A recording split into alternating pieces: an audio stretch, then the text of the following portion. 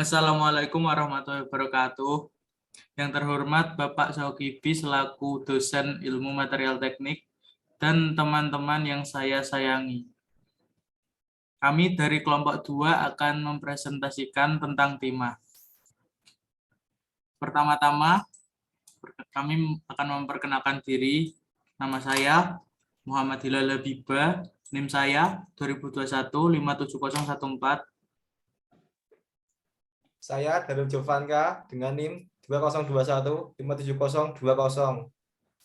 Saya Yaki Wira Saputra dengan NIM 2021 57025.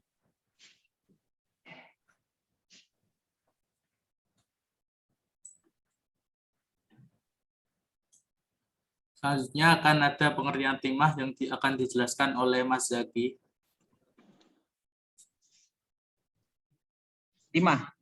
Timah adalah sebuah unsur kimia dalam periodik yang memiliki Sn tanum dengan nomor atom 50.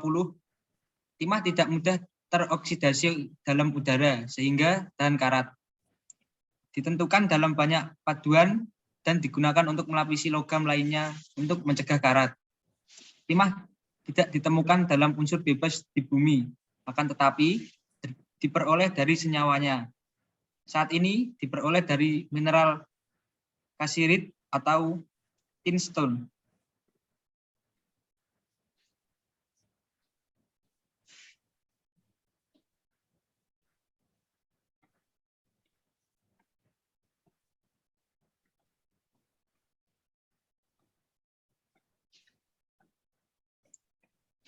Timah telah digunakan sejak 3.500 tahun sebelum Masehi untuk logam paduan dan sebagai logam murni. Digunakan sejak 600 tahun sebelum Masehi. Bahasa Inggris tin yang diambil dari nama dewa bangsa Etruscan Tinia. Nama lain stannum dripping menjadi cair basah.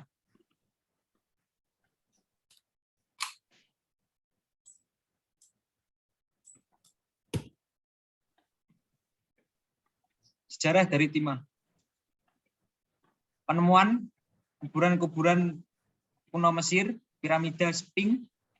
Timah adalah salah satu logam yang paling awal dikenal dan digunakan sebagai komponen perunggu dari zaman dahulu. Bukti arkeolognya dikenal dalam peradaban manusia sejak awal sejarah Mesir tahun 1997. Produksi timah di dunia. Selanjutnya ada sifat timah. Timah merupakan logam lunak, fleksibel, dan berwarna abu-abu metalik. Timah tidak mudah dioksidasi dan tahan terhadap korosi disebabkan terbentuknya lapisan oksidasi lebih jauh. Timah tahan terhadap korosi air, destilasi, dan air laut. Selanjutnya ada bentuk timah. Timah memiliki dua bentuk, alotropik pada tekanan normal. Jika dipanaskan, timah abu-abu dengan struktur kubus berubah pada 13,2 derajat menjadi timah putih yang memiliki bentuk tetragonal. Ketika timah didinginkan pada suhu 13,2 derajat Celcius, pelan-pelan akan berubah menjadi abu-abu. Selanjutnya ada proses penambangan timah. Di dalam proses penambangan timah di darat maupun di laut, kegiatan penambangan di darat dilakukan di sebagian besar Pulau Bangka dan Belitung serta Kepulauan Riau. Proses penambangan timah darat atau aluvial menggunakan metode pompa semprot atau gravel pump. Sedangkan untuk penambangan lepas pantai, mengoperasikan kapal keruk dengan jenis bucket line dredge dengan ukuran mangkuk mulai dari 15 sampai 60 meter di bawah permukaan laut dengan kemampuan gali mencapai lebih dari 3,5 juta meter kubik material setiap bulannya. Nah, ini contoh gambarnya, ada penambangan darat timah dan ini juga ada contohnya penambangan jalur laut. Kemudian ada identitas unsur timah atau yang biasa disebut simbol unsurnya itu Sn.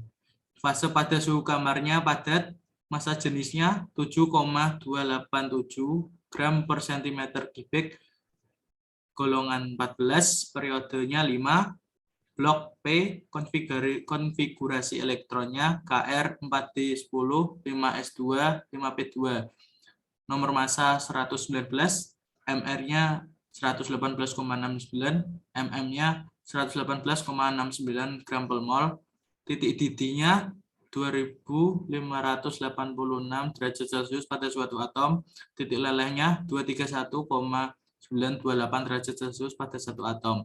Jenis unsur berdasarkan jenisnya itu logam, jenis unsur berdasarkan jumlah atom yaitu monoatomik. Warnanya abu-abu keperaan berkilau, struktur kristalnya tetragonal untuk Sn putih, dan kubik diamond untuk Sn abu-abu.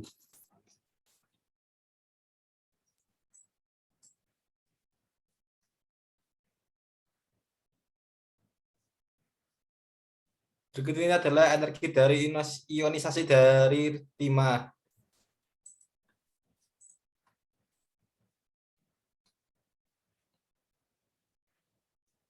Dan ini adalah massa molar dari timah.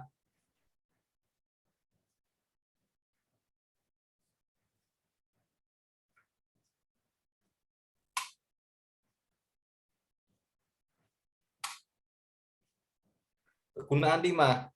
Timah memiliki berbagai kegunaan, yaitu 1. Sebagai lapisan produk baja, 2. Sebagai penyambung logam dengan solder, 3. Sebagai komponen logam ringan menjadi magnet konduksi, 4. Sebagai sensor gas dalam industri keramik, 5. Sebagai bahan kemasan, 6. Sebagai pelapis kaleng, 7. Sebagai bahan produksi kaca, 8. Sebagai bahan kombinasi perunggu.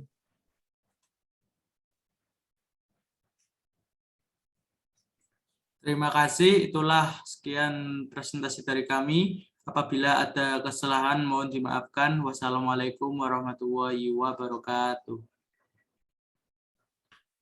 Waalaikumsalam.